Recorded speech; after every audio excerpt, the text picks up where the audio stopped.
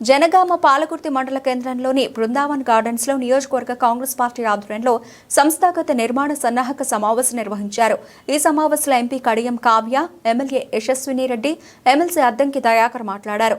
Party బలపడాలంటే ప్రతి ఒక్కరూ కష్టపడి పనిచేయాలని కోరారు. పార్టీ కోసం పనిచేసే నిజమైన కార్యకర్తలకు గుర్తింపు వస్తుందని పేర్కొన్నారు.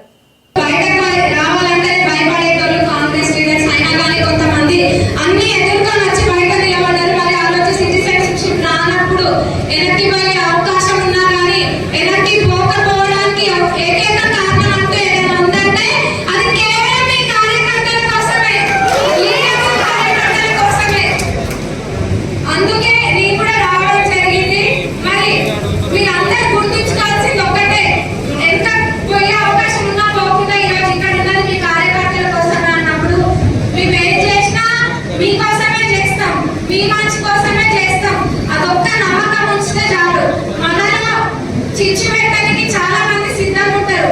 అందులో పాలకుర్తి అంటేనే మీకు నానా రకాలు ఉంటుంది అనుకోండి. లీడర్స్ మధ్యలో చిచ్చు పెట్టడం, కోవర్ డిజైన్ చేయడం, ఇంకా అవన్నీ మీకే బాగా తెలుసు.